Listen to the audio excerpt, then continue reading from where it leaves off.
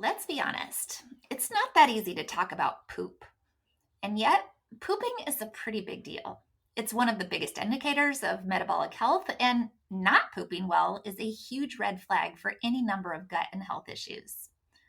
And so today we're going to talk about it with none other than the poop queen herself, Liz Roman. Welcome to the Feel Better, Live Free podcast brought to you by Thinlicious. I'm your host, Ruth Sukup, and here we'll talk about everything from the science of weight loss to practical tips for making your health a priority in the midst of a busy life. It's a little bit nerdy, a little bit funny, and a little bit revolutionary. So buckle up, friend, because it's about to get real.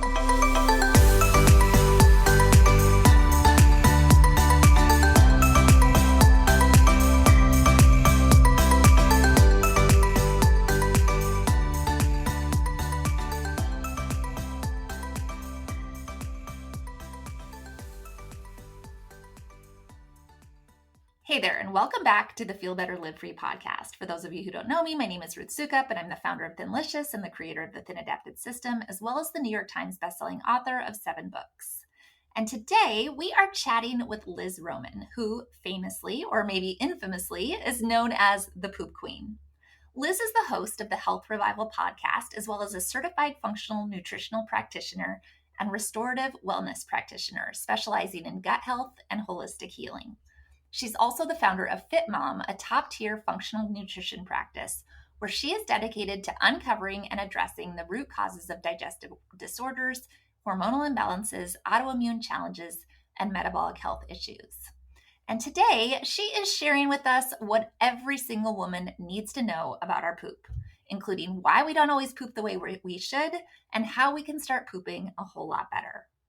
This is probably one of those episodes where you're going to want to take notes. So without further ado, I am so excited to be able to introduce you to today's interview guest, Liz Roman. Liz, thank you so much for being here today. I'm so excited to talk to you. Hi, Ruth. Thank you. I'm excited. And I think this is going to be a great conversation for your audience, as so many women struggle with this and maybe they don't even know it yet. I think that is probably true. So let's just start with a little bit of background. Tell us who you are, what you do, and how you got to be doing what you are now. Yeah, absolutely. So I am Liz Roman. If you are on social media, I am the poop queen. And like many functional practitioners, my story starts with my personal experience. I went to doctors for about 8 years and all my symptoms fell on deaf ears. I was over 200 pounds, couldn't lose weight, had skin spots, hormonal acne, horrible PMS, and constipation. And they were just like, okay, well, let's do a colonoscopy. That looks clear. Take Miralax, drink water, and eat more fiber. And I was like, this is not just due to, lack of fiber in Miralax. By the way, no one should be drinking Miralax. We can talk about that later. But, I found functional medicine shortly after college, and I would say that it saved my life because I was then diagnosed with Hashimoto's and really got down to the root cause of what was going on. And that's why I do what I do now, helping women just like you, right? All over the world transform and reclaim their health because, when we go and we talk to so many doctors, and there are some amazing ones out there, and we don't find solutions, generally it turns into medications. And it's this medication, it's that medication, take Zoloft, take birth control, whatever it might be, to try to just get that person out of the office and get them a little bit of symptom relief. My goal is to really help people get to the root cause so that they can understand their body and tune in, but also fix it for the long haul. Yes, preach. I love it. That is what we talk about all the time here. And the system that we have that goes straight to medication just to address the symptoms, but never heal the root issues is, makes me crazy. Makes me crazy. So how did we, in your opinion, how did we get here to this crisis? Because it is a crisis with women's health, and specifically, can you speak a little bit more to that? Actually, is what are the statistics on constipation and this kind of issue? Yeah. So we have to keep in mind as we talk through this, the statistics of people actually going into the doctor and saying, hey, I'm constipated, right? Getting colonoscopies or, talking with their primary care, whatever it might be, reported constipation. Let's put it that way, right? So $6.9 billion is the cost of, indirect medical cost, essentially. And that can include everything from, the laxatives that they're taking, maybe prescriptions, whether that is Motegrity or Linzess. It could be the colonoscopy treatments, things like that, that they've kind of bucketed, under this. And then generally you fall into a category of IBS-C, which is, as I say, a BS catch-all diagnosis, because this irritable bowel syndrome, right? We know when we talk about syndromes, it's generally, there's not a lot of test for it. It's just an accumulation of symptoms. And so they kind of slap that label on you and say, take Miralax, eat, more fiber, stay hydrated. And, if we need to try pharmaceuticals, we can do that. But we don't even know how many women, and we'll talk about this, are struggling with some form of constipation that's unreported because it is taboo. Like you mentioned in one of the questions that you want to talk about, like, why don't we talk about these things? Well, I don't think anybody really wants to talk about poop, but I do every day on Instagram because, I'll tell you, it got to the point where I would tell my roommates in college, like, victory, like I finally pooped, because it's so uncomfortable. You're so miserable. You're bloated, you're gassy, you're tired, you got brain fog. You just don't feel good when you're not fully eliminating. And so while it is a bit embarrassing for some people, I will refer you back to the children's book that everybody poops. I We love need that. to talk about it, and we need to educate, our children. As I was sharing with you before, I have a 5.5-year-old son and just another little boy that we had about 5 weeks ago. I'm always talking with them, or at least, obviously my 5.5-year-old, about poop. Did we poop today? What is this like? And are we straining? Do you feel good? And thankfully he poops like a champion. But I know a lot of little kids also struggle with this too. And so I have resources for that as well. But I think as moms, we have to be in tune with ourselves first, but then we also have to be in tune enough to talk with our children about it, to educate, because I think so many people don't realize this is an issue simply because it's not talked about enough. Yeah. Yeah. I like to say it's the mark of a good friendship when you can actually talk about poop with your Yeah. friends. That's Poop, when you know life, they're hormones, ride whatever. or die. So funny. So can you help us unpack kind of what this like chronic constipation really means, and how to, like, if somebody's listening to this right now going, I might have poop issues, like I don't even know because I don't really talk about it. No, nobody talks about it. Like how do you know? Like what are the signs? Yeah, absolutely. So when we look at the definition of constipation from a functional medicine perspective, I want you fully eliminating every day.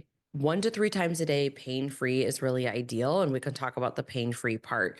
When you think about the conventional model, they say, if you're pooping 3 times a week, that's pretty good. You're fine. Well, and I would say from a female standpoint, if you are a menstruating female, there are going to be some days, sure, that, maybe you don't go to the bathroom. You're leading into your period, your progesterone's really high, that slows things down, and maybe you don't go. Well, let's give it some help. Let's take some extra magnesium the week before your period, because we want to fully eliminate. And the main reason we want to fully eliminate is that this is waste. This is metabolic byproducts. This is waste from food. This is toxins. This is metabolized hormones. It's all set in your colon for excretion. And when we're not fully eliminating, like, not only do we have some of these uncomfortable sensations, of bloating and maybe feeling gassy or just overly full, but we also overburden the liver, because all of those toxins and things that are set for elimination, including the hormones, big one here is estrogen, which we could always talk about more, but that goes back in line to get reprocessed by the liver. Well, now you've got that on top of all of the other things your liver's trying to process from your day-to-day life, whether that is, again, food, it's chemicals in your environment, things you're breathing in, you're putting on your skin, whatever that looks like. We know that we are exposed to over 700,000 chemicals. Like, your liver's got a big job to do. The last thing that it needs is more work to do because you're not fully eliminating. So that's a big thing. But when we think about, day to day, what does this look like?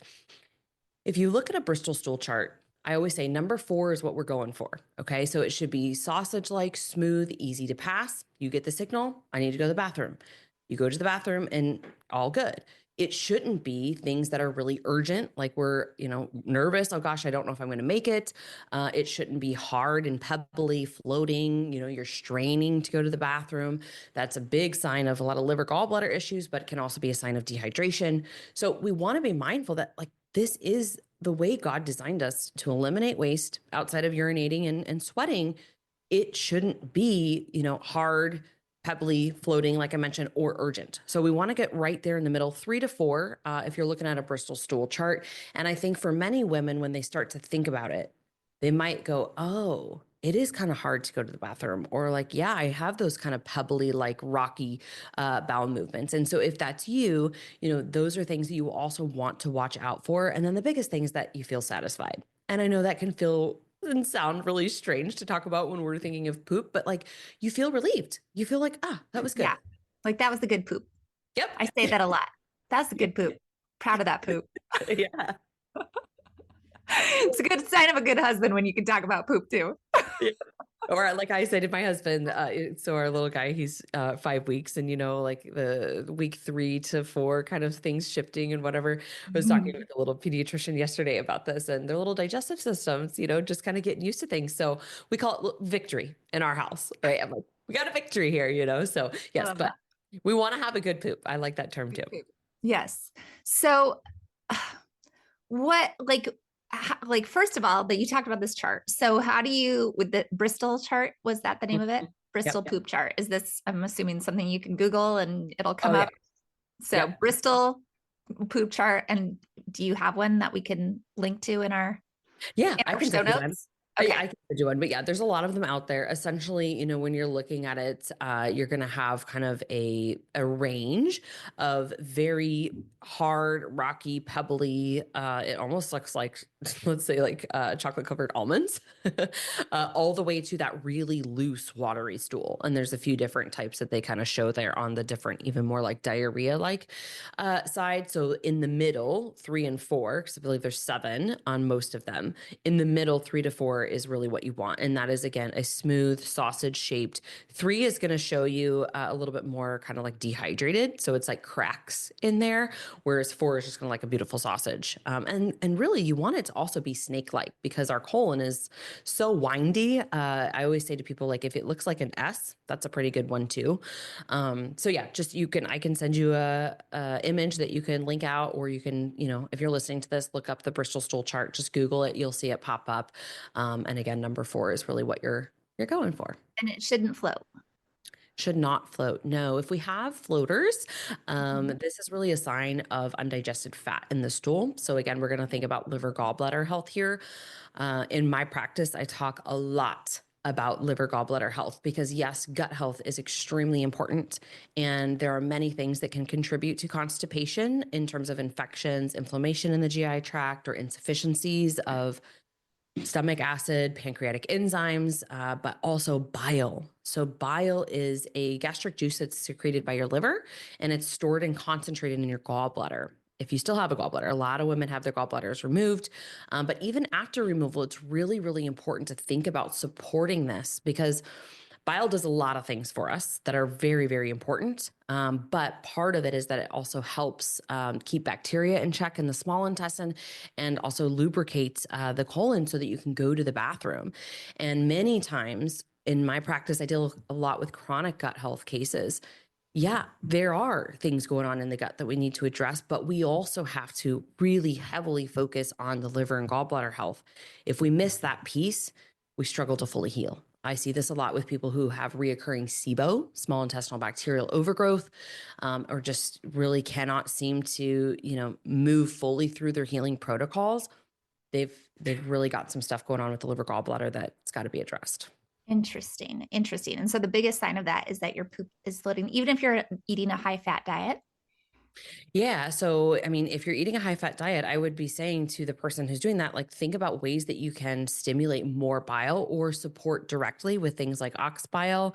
You could do taurine. I love like choline or phospholipid complexes. TUDCA is a really great product. So, bile helps us break down fats. It helps us emulsify fats. And so when we think about absorbing all those nutrients that we want, from good, healthy, let's say grass-fed steak or avocado, nut butters, things like that. We want to absorb all of that. Right. So it's one thing to ingest food. It's another thing to actually digest food. So anytime I've got a client going through like a phase of keto or real high fat diet, we're always supporting with a little bit of ox bile. You should still have number four. I know some people will kind of go through a period of time where, of course, you're going to adjust to this because you've, gone to kind of flip the switch here from maybe a low fat or moderate fat to really high fat. But this is where you want to help the system then keep up with what it needs to break those things down so that you are not having, some people will get like more urgent trips to the bathroom because sometimes you can get like a bile dump to the small intestine. It floods it essentially and then pulls a lot of water in and then you got to go urgently. So I always say, person to person, depending upon if you've got a gallbladder or not, make sure that you are supporting appropriately with what you need to tolerate and break down those things. Interesting. Interesting. Yeah, because that's obviously we talk a lot about healthy fat here on this podcast and getting more healthy fat because it's so important for hormonal regulation. And most women, we've been so ingrained with this like low fat is healthy and so flipping the switch. But it's really interesting to hear you say that like if your body's not digesting the fat and with the liver, that it can be hard on your liver. And yes, I have lots of women in our program who have had their gallbladder removed. It's very very, Yeah. very common, unfortunately. So it's so interesting. So let's talk a little bit more about that, like the role that diet plays in constipation and foods that women should be cautious about, just kind of as a general rule. Yeah. So I want to quickly just add one thing because you mentioned hormones. So another really important piece of bile is helping you eliminate estrogen, right? So what do we see for women, especially without a gallbladder, is a lot of estrogen dominance, right? Some of this happens naturally after the age of 35 with the progesterone declining. That's one thing I want to talk to God about when I get up there. I'm taking progesterone right now, postpartum. It is, to me, my favorite hormone in many ways. But if you are somebody who is struggling a lot with, estrogen imbalance or you're working on your hormones, we got to make sure that you're eliminating. If you're not, again, all that stuff's going back to the liver, especially estrogen. And then we generally see that we struggle to balance our hormones. So bile is really important for that as well. In terms of diet. So I think that I might differ from other functional practitioners because I'm not going to sit here and tell you to cut everything out of your diet and do an elimination diet. That's not the first step that I'm going to say that I think is important. Interesting. What I Since, think is important, what I think is important, because I agree with you wholeheartedly. I grew up in the 1990s and fat was going to make you fat. I did Weight Watchers. I did the whole diet train of low fat and everything, 0 calorie. Blackwell cookies and Olestra gross chips. Like, does that gross you out thinking about that even now? Like, what are we thinking? Yeah, here, eat these potato chips that make you have like explosive diarrhea. I basically deemed anything that had like a Weight Watchers point on it or the 100-calorie packs is like healthy, right? Because like only 100 calories. So fat is super important, as you mentioned, for our hormones and many other things, in the body as well, blood sugar regulation and whatnot. But what I tell people first and foremost is get on a whole foods diet. Right. We really want to, when we think about the quality of our food, I want to focus on quality more than I want to focus on what I need to eliminate. So add more good to your day. And that's going to be fibrous foods. The average American consumes 10 to 15 grams of fiber. And our ancestors used to consume 100 plus grams of fiber. So really for my women that I work with, we generally target and aim somewhere in the ballpark of like 35 to 50 grams. Maybe some people can tolerate more. Some people have to really go slow and work their way up depending upon what's going on with their gut microbiome, what their diet's been like in the past. But I would say focus more on the quality of the food. So instead of just going, for example, I'm going to just cut out dairy, right? Well, let's focus on maybe a good quality organic A2 dairy source and see if you can tolerate that. Let's focus on a lot of fruits and vegetables, a lot of diversity in our diet before we just go cut everything out. Yeah. So I think there's a time and a place for elimination diets, but I think we as a society have gotten and I will say that I'm not going to throw, rocks at a glass house here. I'm 5 weeks postpartum. I am in the convenience mode at this point in time, but we've gotten so far out on the convenience side of things that we don't consume enough one ingredient whole foods. Yes. And that's what we need. Yes. And I 100% agree with that. And I think this is so important to talk about because obviously in my program and here on this podcast, I talk a lot about high protein, high fat or getting plenty of healthy fat more than most women are used to, especially in our age demographic growing up in the 80s and 90s with all the low fat craze. It's hard to get out of that mindset. But I think it really comes down to I hate all this stuff that's marketed keto, right? All this processed garbage that it's like, well, it says keto. Isn't that okay? Like, no, that's not like, I'm not a keto advocate. I am a nourish your body advocate. And I am never going to tell you to not eat food that was created the way God intended it, right? The way nature intended it, because I don't believe that God creates garbage for us. I think humans create garbage for us. So that is like so important. So even if you are like, well, I don't want to like cut out all foods, don't cut out foods, but cut out the crap, cut out just all the chemicals and the process and anything. I'm so all with you on that. I did have another question though. Yeah. About, because one thing I've been paying a lot of attention to recently, because my sister has kind of gone down this road, is the carnivore diet a little bit more. And I'm really curious how fiber plays into that, because I've been seeing a lot of, carnivore advocates who are like, no, you don't need fiber. You don't need fiber. If you're eating all meat, you're getting everything that you need. And I'm just curious where you stand on that. Yeah, it's temporary. It's a diet for me, just like FODMAP. Honestly, I deal a lot, like I said, with a lot of chronic gut health cases. And there are times and places that we need to go this extreme. And the big thing that I use carnivore for is if, you've exhausted a lot of other options. You've removed FODMAPs, you've removed dairy, you've removed gluten. Maybe we've even done an MRT. It's a mediator release test to look at how your immune system is responding to different foods and chemicals, and you're just still struggling. Because the benefit of the carnivore diet is that essentially it does remove like all fibers and anything that can kind of be an irritant to the gut, lectins and a variety of like plant-based compounds that can, depending upon the state of the gut, be harmful or irritating. So it can be useful temporarily while we heal because it just removes a lot of triggers. I have, and my husband actually went through a phase himself where he did this. I have some of my clients who are doing carnivore pull in some berries, some oranges, some, kind of easier to digest things to help with fiber, because I do believe fiber is really important. Or I will have them I love Standard Process. It's a whole food fiber powder, because fiber is still important to bind to toxins, to bind to, hormones, especially excess estrogen, and to kind of mop things up and help clean things up and assist them out of the body. So again, temporarily, I think it could be a great diet, but I do think we have to be mindful of fiber at least after a few weeks, right? Maybe you give yourself 2 to 4 weeks, real strict.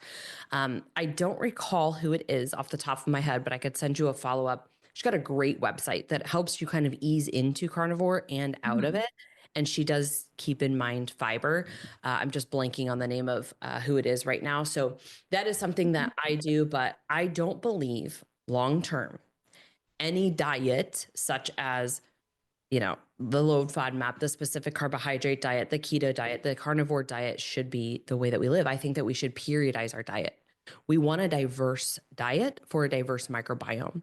And when I say periodize your diet, I think it's absolutely fine to go through seasons where I am more carnivore, I'm more keto, I'm more Mediterranean based, I'm high carb based, right? Depending upon the person and what they're going through.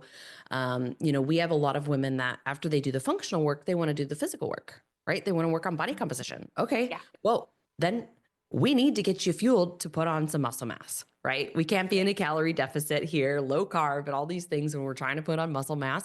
No, we need to maybe go through a season where we do feed you up and we have more carbohydrates and, we still have protein and fat and fibers and all those things, but you're in that for a season. And then you maybe cycle back down into more of a Mediterranean based, and then maybe into a keto carnivore fasting. We use that in our program as well. So I just think that people get so bought into like, this is the only way, because there are people out there who love carnivore and that's the only way they eat. And that's going to be the way they eat for the rest of their life. And if that works for them and they're healthy metabolically and their, blood work looks good or their hormones look good and they feel good, great. I don't believe that for the average person, they're going to stick to something that restrictive for the rest of their life. And so we have to think about sustainability Right. and recognize too that food is it's fuel for us, yes, but it's also part of our social environment. And I think that's an important thing to recognize as well.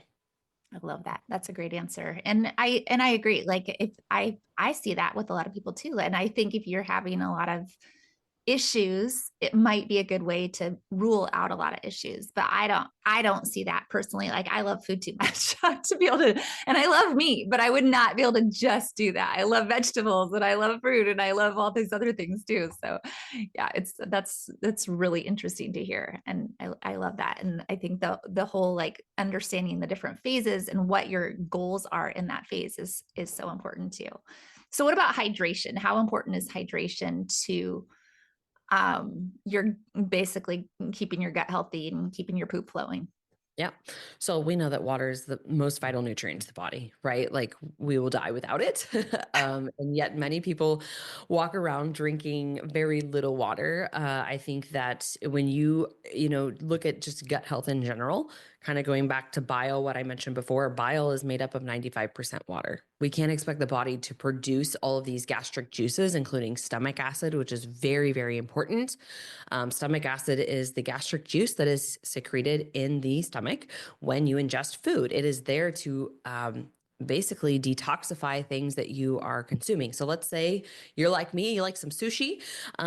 We know that sushi, especially like undercooked meat, maybe steak, medium rare, we're going to be a little bit more at risk to bacteria or parasites or things like that in those types of foods. This is also why you have your wasabi and ginger. Both of those things can be very anti-parasitic, but the point here is that stomach acid is so important to detoxify and neutralize any of those pathogens that we're exposed to. But it's also really important to help break down food so that it can move through the digestive tract and then in the small intestine, you can absorb it. We need bile though to also be, robust. So stomach acid talks to the pancreas, it talks to the liver, gallbladder, and it's basically a signaling, messenger as well to give you what you need. And so if you are not hydrated, you're not going to have good stomach acid levels. You're not going to have great bile flow. You're probably going to be more peanut butter like sludgy bile than fluid and kind of like water like. So it's super, super important just for those things. But then we also have to think about, right? Like if you are going to the bathroom and you're straining and you're seeing kind of those stools that are dried and cracked, we need to make sure that we have proper mineral balance. We need to support our adrenals, those support, our energy, our mood, hormones in general, your skin, right? Are you somebody that deals with a lot of dry skin? It's a big sign of dehydration, right? There's all these little ways that your body's going to tell you, hey, I'm dehydrated. We know that if you look at the research, just increasing water can help you lose weight. Right. It can help you, want to move more and, move things through the body at a faster pace. You can't eliminate toxins if you don't have the proper levels of hydration. So it's super, super important, not just for gut health and, going to the bathroom every day and removing toxins, but also just for cognition, right? Like I mentioned, energy, skin health, all of the things. So is there a way like to know exactly how much water you should be drinking? Is it just water? Is it making sure you're like adding minerals to your water or like what's the Yep. benchmark? What's the guideline? Yeah. So I'll give you kind of the average recommendation and then what I really aim to have my clients do. So, first and foremost, we all know the wise tales 8 by 8, right? 64 ounces of water. I don't think that's necessarily enough. Sure, if you're 120 pounds, maybe, and you're not working out or things like that. But you have to take into account, like sweating and exercise, ways that we would, lose more water. So, first, I would say half of your body weight in ounces is kind of a good benchmark. If you are somebody who trains, strength trains, you go to the sauna regularly or an athlete, I think you need to go above that and do about 2/3 of your body weight in ounces. I add electrolytes to most of my water, that I'm consuming. So for me, first and foremost, we wake up in a dehydrated state. I am a coffee lover through and through. I'm waking up every 2.5 hours right now to feed my son, right? What do I Mm. want in the morning? I want coffee. But first, I start my day with either lemon water and a pinch of sea salt to stimulate digestion, kind of help cleanse things out, support the liver, stimulate bile, all these things. Or I've been on a beet juice with lemon and pinch of sea salt kick recently. And then I have my coffee. Because I think a lot of people wake up, especially women. I don't know if it's just like mom life, but this is my hypothesis. We wake up and we go for coffee first thing. So I would say not to have caffeine. Yes, I used to do it too. I would say not to have caffeine until you've had some sort of, hydration. And that could be tea. Tea can be hydrating as well if it's a decaf tea or something like that. But, we do want to have a good amount of sodium. So I think electrolytes are really, really important. Every cell in your body has a sodium potassium pump. I see a lot of women who walk around feeling like waterlogged or inflamed. Like they'll say, I just have this outer layer of kind of just like puff. Well, you're not getting cellularly hydrated. So I like buoy drops. They are mineral drops that you can just put a squeeze into. Very, very clean. BUOY is the brand. They're phenomenal. You can use a good quality Celtic, sea salt. You can add like coconut water for potassium there if you would like. Lemon, lime, any of these citrus things are going to be really helpful as well. So I think, that's a good guideline from a hydration standpoint. But you mentioned like, how do I know if I like maybe need more? Pay attention to your bowel movements. Think about your brain fog, cognition, fatigue. That's really important as well. So that can kind of be a sign of dehydration. But I think skin is also a big one, right? Like if you have a lot of dried skin, cracked skin, things like that, that's important too. Interesting. Okay, so I know that you've created some actionable steps, and I would love to go through those. I know we don't have too much time left, but I want to. Do we have time to go through your steps Sure. really quickly on Yeah. how to combat chronic constipation? Because I feel like there's so many women who are listening to this going, I've never told anybody this. I won't even talk about it with my husband, but I am like taking notes right now for every single thing to do. Yeah. So lay it on us. Give us the 6 steps. Yep. So first and foremost, I want you to think about how you start your day. I always say how you start your day is going to be how you win your day. So there's two things here. Number one, in the morning time, give yourself time. Colon cleansing time is between 5 and 7 a.m. If you wake up and you're rushing against the clock, your hair is on fire, you're yelling at your kids, you're trying to rush out the door, right? Your body is most likely not going to give you the signal like gently, hey, we need to go to the bathroom, right? So I always say in the morning time, if you can have at least 20 to 30 minutes to yourself, that's really ideal. And then start your day with can be warm lemon water, it can be room temperature, cold, whatever you wish, but some sort of water with electrolytes that can really help stimulate things. So that's kind of like my morning routine that I would say is really important. And this falls under the bucket of stress. So when we think about stress, I think a lot of us would say we're less stressed than we actually are, or that our, body feels that we are. And again, I'm only speaking for myself here and many of my clients that I work with. I don't know what, your situation is, whoever's listening to this, but if we're really honest with ourselves, I think that we put too much on our plates. And a large part of this too is why we feel so bad. We don't even know that we feel bad because we haven't listened. We haven't tuned into our body in so long to realize like, oh, wow, things are really off and I'm not okay, And I think part of this is going off topic here for a second, but part of what you mentioned before, we don't talk with our husband about this. We don't maybe talk with our girlfriends about it. It kind of does seem taboo or embarrassing to admit that our life isn't as great as social media portrays it to be in terms of like the highlight reel, right? Like we all have these struggles. And we know if you've, seen these memes, listen to your body when it talks before it screams. I would really encourage whoever's listening today to slow down and just kind of think about, how do I really feel? When was the last time that I pooped? How is my sleep? How is my energy? How is my mood? Like, what are things that I maybe need to correct so that I can feel better? Because when we feel better about ourselves, we show up better for everybody else in our life. So that I'm just going to go back and circle back here to, managing your stress and starting your day off with, good hydration, but also some sort of like calm so that you're not racing against the clock. Because I know when I have those mornings, I feel like the rest of the day, I'm just like an anxiety driven mess, like heart palpitations, feel like I can't keep up and I'm not going to get everything done. So that I think is really important. So that could be a couple of tips there. But number one. Number two is eating hygiene. So this also falls within this bucket of stress. Are you eating in a rush, right? Eating in a car, eating distracted at your computer. I'm an entrepreneur. I have a big podcast. I have multiple practitioners on my team. We're, doing all these different projects. Sometimes it can feel impossible to step away. You deserve to step away. You probably also need it, and you'll be more productive if you do. So step away. Take 3 big breaths when you are sitting down with your food. Actually, look at your food. Like, be thankful for this food. Chew your food. Many people don't chew their food well enough. I'm going to raise my hand and say I'm guilty of this as Yeah. well, because it's hard. These things are easy. They're a lot easier said than done, right? It's hard. Right.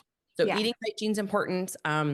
We have our morning routine. I would call that like pooping hygiene again. So you're giving yourself some time. Get a squatty potty. That could be good too. Hydration. We kind of touched on that. Food quality, we touched on that. I would add here, though, to food quality, if you are really constipated, and I have a lot of these tips in my constipation cure guide, which is a free guide you guys can download.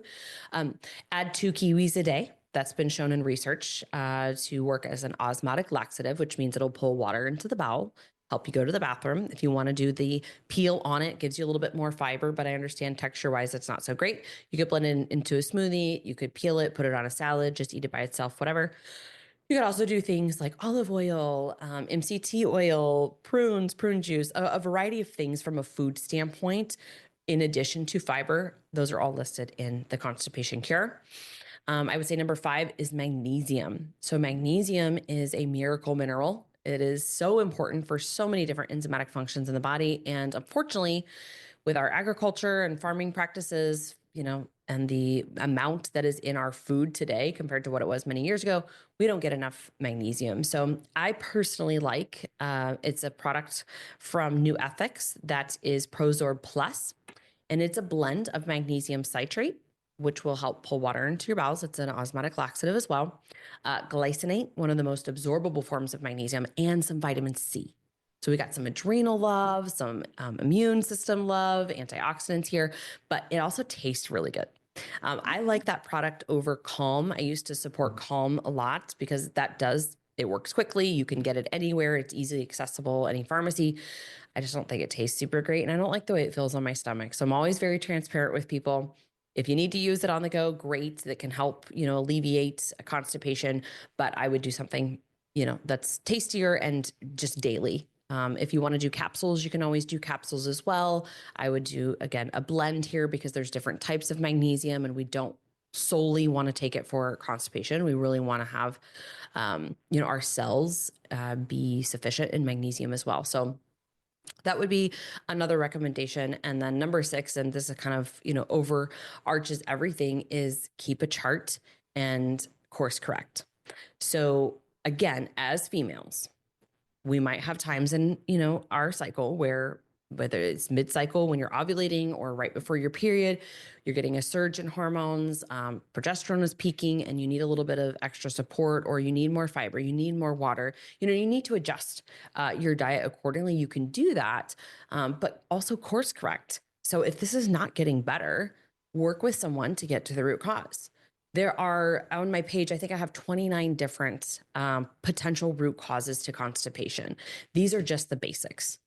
Wow. And I think it's important to start with the basics because you can go down the functional testing route and waste a whole lot of money, time, energy, and be frustrated when really it comes back to the fact that your body has basic needs and we haven't been consistent with those. So if you get consistent with these things, and it's not improving, or you've got other symptoms going on, right? Work with someone in a program.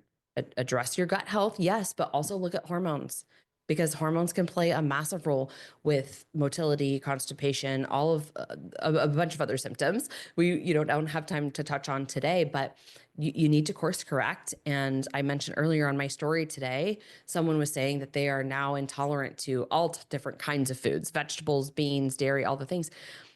It will get worse. So I always tell people, when they're hesitant on getting to the root cause or joining a program, investing in their health, the longer that you wait, the more dysfunctional the body is going to become and the more effort it's going to take. And that likely results in more of an investment, right? Because you're going to spend more time and more money trying to correct things because we didn't listen early on. Right. Such good advice. Wow. So many things. And I feel like we could keep talking about poop forever. But if people want to learn more about poop from the Poop Queen, where can we find you online? What are you working on right now? Tell us all the things. And then, of course, we will link to all of them in our show notes. Yes, absolutely. So I am on Instagram at the Poop Queen. That is my most active platform. I am on other platforms as well. We do have a Top 1% podcast, a health revival show. So we have over 750 episodes now of all things women's health, functional health, hormones, training, mom life, entrepreneurship, all of that. I do have the free constipation cure guide, as I mentioned. So I'll give you a link for that, fitmomlife.com/Liz. And you can download the constipation cure there. I do have a kids constipation cure if that is something your kiddos are struggling with. It's of course much different than the adult constipation cure. And what am I working on? Gosh, 2025 is going to be full of projects. And right now we're just working on creating some different things that are going to go into a book. So I just wrote a Oh, 38-page bloating guide that we're going to be releasing soon, because talking a little bit about hormones here beyond the gut, the estrobolome, so many things that can impact bloating. And we're going to be doing some business mentorship this year, traveling and speaking. So just a lot on deck, but love it. most importantly, always thinking about how we can serve people and help women who have unfortunately not been helped by the healthcare system that we have here in the US. For sure. For sure. And I love it. And you just had a baby. And I just had a baby. Yes. Yeah. He'll be 5 weeks old. So Oh, that makes my ovaries hurt even now. I don't want another baby, but I want to have a baby. I how love many you. children do you have? I have two teenagers, two Mm. girls. So yeah, and everybody, when we had little girls, everybody said, "Oh, just wait till they're teenagers," and everybody was right. Yes. Everybody was right. Teenage I girls. really wanted a girl, and now I'm like very happy with being a boy mom and already labeling myself as a soccer mom. But I just have to say he's only 5.5, and I've turned to my husband at least a handful of times and said, we're going to be in for quite a ride when he's a teenager. I don't know I know girls have their things, boys have their things, but I think they all do, but it's worth it. It's yeah. worth it. So congratulations to you. And this was amazing. Thank you so much for all the amazing information. And like I said, we will share all of the links and everything that you mentioned in our show notes. And yeah, I just poop well. Thank you so much, Ruth. All right, guys, that about does it for this episode. Remember that you can find the link to Liz's podcast and her resources and everything else that we talked about in this podcast in the show notes. And of course, if you know someone else who might be interested in this episode, even though it's hard to talk about, please be sure to send it their way. So important. Then be sure to subscribe to the podcast to be notified of future episodes. And I will see you back here for another new episode very soon.